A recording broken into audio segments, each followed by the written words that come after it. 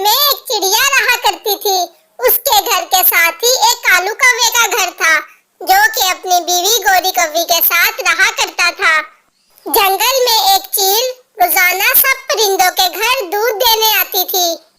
चील दूध लेने के लिए दूसरे गांव उल्लू के पास जाती थी। उल्लू के पास एक गाय थी, वो उसका दूध चील को बेचता था और फिर चील गांव में सब परिंदों को बेचती थी। एक दिन उल्लू कहने लगा, चील बहन, कल से दूध के भाव बढ़ गए हैं।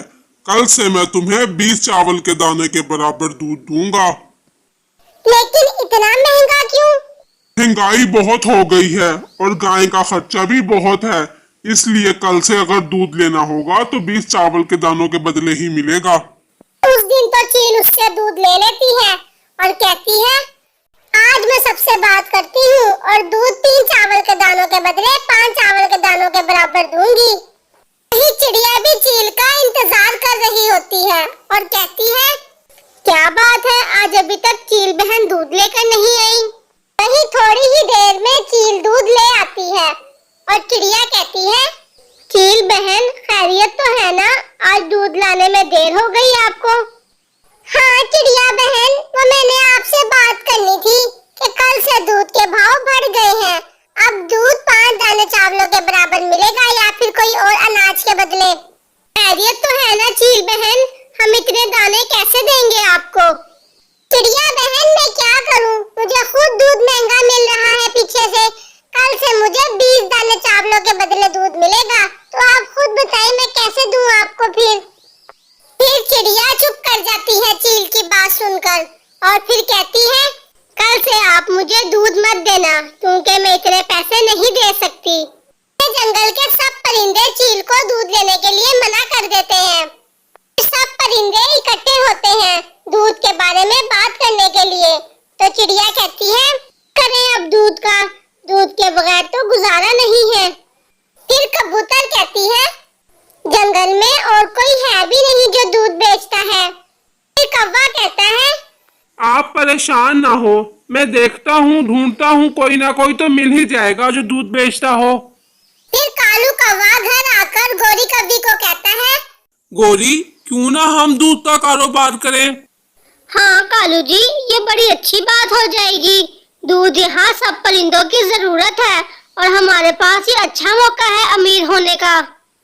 अमीर होने से तुम्हारा क्या मतलब है? कालू जी, हम दूध में मिलावट करके बेचेंगे, इन सबको पता भी नहीं चलेगा। शुरू में हम कम मिलावट करेंगे और जब गाहक पक्के हो जाएंगे तो हम ज्यादा मिलावट करेंगे। गोरी, कह तो तुम ठीक रही हो, अच्छा मौका है ये। एक दिन कौवा सबको इकट्ठा करके कहता है, आप सबको एतराज ना हो तो मैं दूध का कारोबार शुरू करना चाहता हूँ। कौवे भैया, ये तो बड़ी अच्छी बात है। हाँ, और मैं सबको 3 चावल के दाने या फिर कोई और अनाज के बदले दूध दे दिया करूँगा। सब परिंदे इसकी बात से रजामंद हो जाते हैं। फिर जब ये खबर चील को मिलती है कि कौवा जंगल वालों को कम दाम में दूध बेच रहा है तो वो हैरान हो जाती है और कहती है, ये कौवा कैसे कम दाम में दूध बेच रहा है, इसे बचेगा क्या? शायद इसको कोई मिल गया होगा जो कम दाम में दूध बेचता हो। अगले रोज कालू कौवा दूध लाकर उसमें थोड़ा पानी डालकर जाके सब परिंदों को दे आता है। सबको दूध बहुत पसंद आता है और वो कालू कौवे को कहते हैं, कालू भैया, दूध तो बहुत मजे का था, आपने तो हमारी टेंशन ही खत्म कर दी।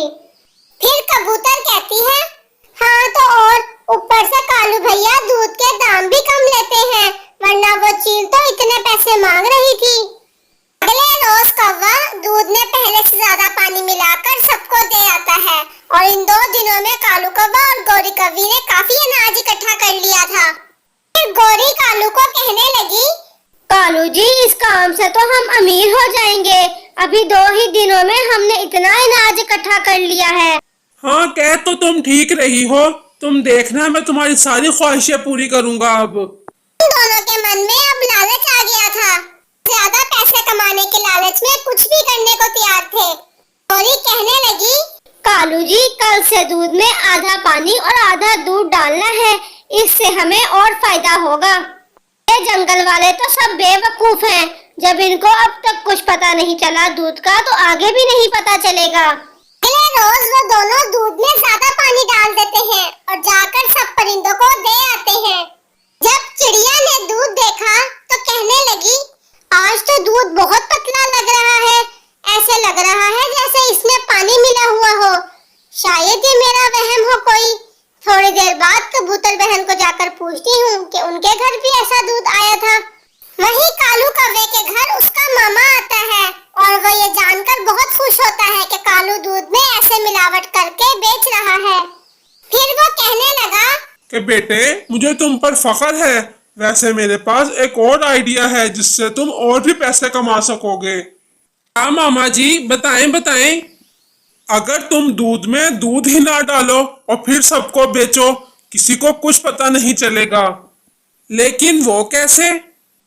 तुम थोड़े से दूध में कास्टिक सोडा, वॉशिंग पाउडर और पेंट डालो और दूध तैयार हो जाएगा और किसी को कुछ पता नहीं चलेगा। का खर्चा भी दूध से कम आएगा। क्या मामा जी, इससे मैं और पैसे कमा सकूंगा? हाँ कालू बेटे, ठीक है, कल से मैं ऐसा ही करूंगा। अगले दिन वो दूध में वैसे ही मिलावट कर कर सबको दे आता है और फिर वापसी पर गौरी कव्वी के लिए सोने के कड़े लेकर आता है। गौरी ये देखकर बहुत खुश होती है और कहती है, कालू जी, आपको कैसे पता मुझे सोने के कड़े बहुत पसंद हैं? गौरी, मैं तुम्हारा पति हूँ, मुझे नहीं पता होगा तो किसको पता होगा? दूसरी तरफ चिड़िया और कबूतर बैठी हुई थी तो चिड़िया कहने लगी, कबूतर बहन, कल दूध पतला आया था कि मुझे लग रहा था? हाँ चिड़िया बहन, मुझे भी लग रहा था। मैंने सोचा कि शायद मेरा वहम है। आज का दूध मैंने अभी तक पिया नहीं। अगर आज का भी पतला हुआ तो जाकर हम कौवे से शिकायत करेंगे। हाँ चिड़िया बहन, ठीक कह रही हो तुम। फिर वहाँ चील आती है और कहती है, आप सब मेरे से नाराज हैं? नहीं चील बहन, हम नहीं नाराज आपसे। और दूध कैसा आ रहा है जो कालू कौवा बेच रहा है? फिर कबूतर कहती है, पहले तो ठीक आ रहा था लेकिन अब पतला आ रहा है। मुझे तो शक है कहीं वो पानी ना मिला रहा हो। अगर आपको एतराज न हो तो मैं पता लगाऊं? हाँ चील बहन, लगाएं पता। फिर चील कौवा और गौरी के घर जाती है लेकिन वो वहाँ नहीं थे, लेकिन उसके घर बहुत सारा अनाज और सोने के कड़े थे।